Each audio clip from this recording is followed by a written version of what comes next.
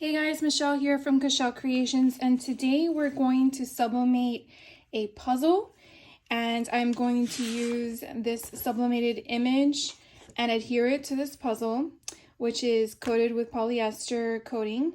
And then we are going to put together this cardboard box to make it as a presentable gift for my client. So we're gonna head all over to the heat press and get started. Okay, so we're over at the heat press. I have the heat press set at 400 degrees for 60 seconds. I have my 2 pieces of butcher paper. I have the sublimation puzzle, and I have my sublimation image that is mirrored, so that way I can adhere it to the puzzle. So the puzzle comes with a chipboard base, which we can use later. And so what we're gonna do is we are gonna take our image, and we are going to line up the item to the puzzle. Now what I try to do is make it a little bit larger, just a smidge, so that way you're getting the bases all the way around, so that way there's no white showing. So we're just gonna line this up as perfect as possible, and it does take a little bit just to make sure it's all aligned, and it seems to be just a smidge off, but we will work with it.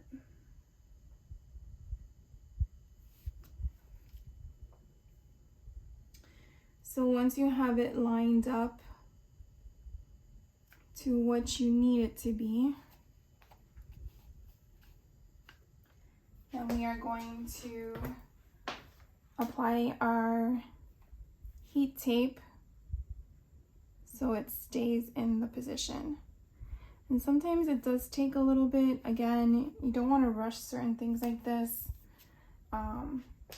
because you do want to make sure that it's done properly the first time.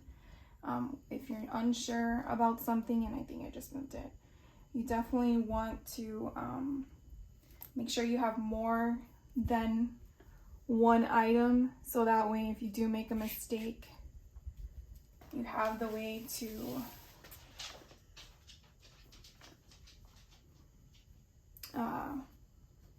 do it again. So these puzzle packs actually come in a bundle. I believe it's 10, and I think that's the best that I can do.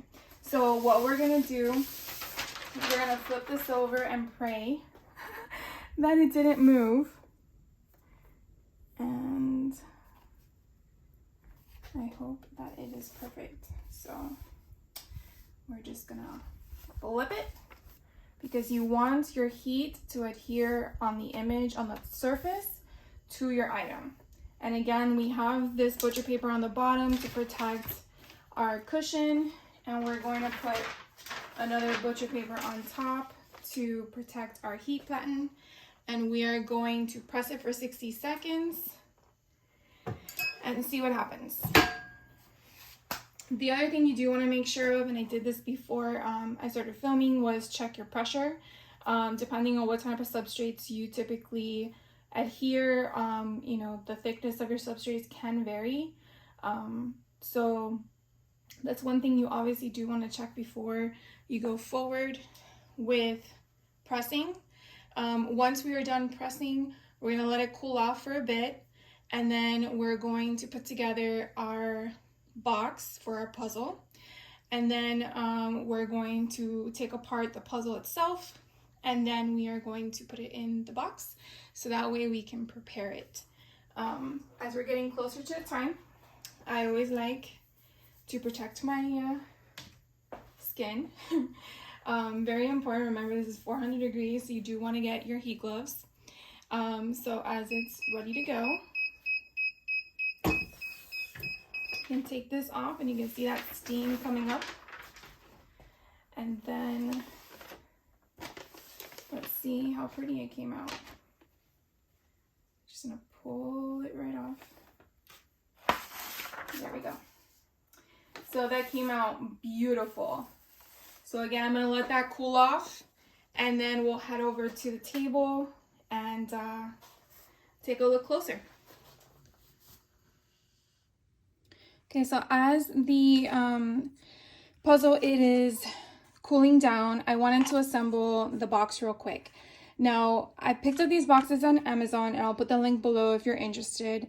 One thing I did discover with these boxes is that these flaps right here will actually conflict with the puzzle pieces inside for it opening and closing. And so what I typically do is remove these two flaps. So I just use an X-Acto knife. I do put a, I don't know what they're called, a protective plate underneath so I don't ruin my table.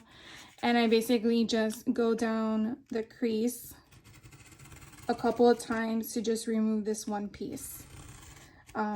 If you're using these boxes for other items, then it may not have a conflict with your product, but I felt like it was just easier than my clients having to fight with the puzzle pieces that they place inside the box. So I just remove this piece. Make sure I stay on the line, and then take that off. And then once we are done, we are going to assemble it. And you just cut out these little holes. Take those off. And I believe it folds in this way. No, my bad. Folds in the other way. So you're just gonna follow them. You just crease them in. And then these have little tiny gussets. You can use a ruler if you want, but your nails will work fine as well. You just want to fold everything in so that way it's easier to assemble as you're doing it all at once.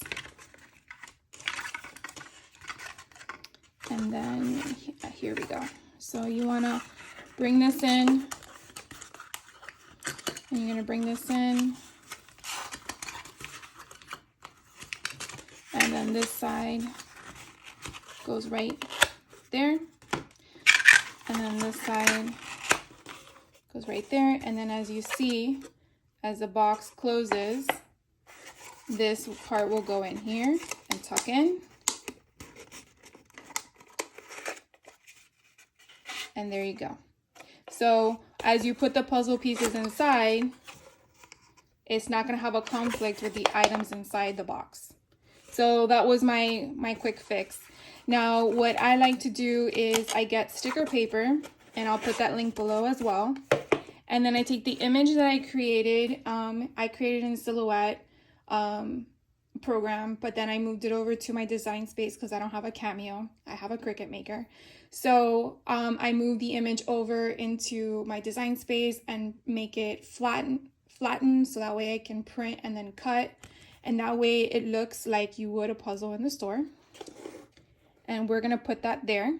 So all we need to do is remove the backing. And of course, because of these nails, you can't pick it apart. So we're just going to take that apart. And as you can see, it's sticky. And we're going to just put that there. And just like puzzles you find in a store, you typically have the title of your puzzle, how many pieces, and a dimension. So I kind of think that's a nice, cute, personalized way. I mean, you can make it whatever you want. And then I put this on the front flap. So again, we're just going to take apart the back, and I do the same thing on the same sticker paper in my design space, and then I just place it there. So it is a nice, cute gift to give to anybody, really. It could be a parent, it could be a child, it could be to your loved one. So we're gonna come, and now it is dry, and this type of puzzle has a glitter shine to it. I don't know if you can catch that in the light, but I really think it offers a nice touch, and it gives it that glossy feel, very professional. And as you can see, it is a puzzle, so it's all one piece. And now what we're gonna do is basically take it apart. And the reason why we have to take it apart is because we have to put it in the box. So I want to show you what I basically do. And I'm gonna zoom in a little bit. And we're just going to just remove them, see? And it is pretty cool because once you take this all apart and you put it in the box, the person who receives it will have fun putting it together. So I would love to know what you think, if this is something that you would love to give to a friend or a family member. If you are interested in that, I do have these puzzles available on my website, and I will put the link down below. If you are interested to do this on your own because you have your own materials and supplies, like your sublimation printer and other items, I will definitely put the links below as to the materials I used. And please let me know how it goes for you, because I'm very happy when I hear that people try things that I show you, or if you're interested in things that I make. I do find it very rewarding when you get works of art like this that people want to create into puzzles, because this stuff you don't really find in the stores, and it's a really cute and interesting gift. So I'm gonna go ahead and just quickly remove this, and you'll see it doesn't really give you any trouble. And again, the ink itself is embedded into the polyester coating of the material. And that's something to be very important of. Number one, you're using sublimation ink. And number two, you're using substrates that would apply to sublimation ink. If the ink comes off on your hands, it is not sublimated, not a coating for sublimation. And with Amazon, it is a little tricky because some people say things and then they're not. Always read reviews. So we're just gonna take these all off. We're almost done.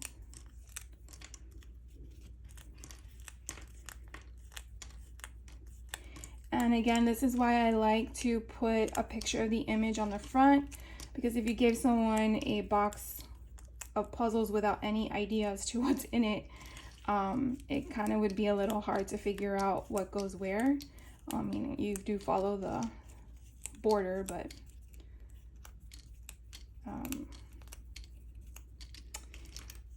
just be a little difficult. So here we go, almost there. So this is a fun project. Again, it's very quick and easy. Once you discover, your placement, I will tell you that this puzzle is 11.5 by 7.5 by 7.75. My measurements for the image that I used was actually 11.5 by 7.85.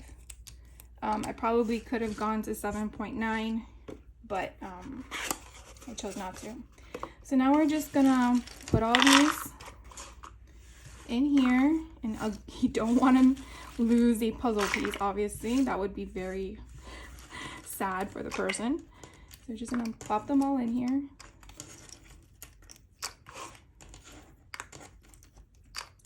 And then you'll see when we close it, there won't be any problem because we don't have anything here blocking the puzzle pieces.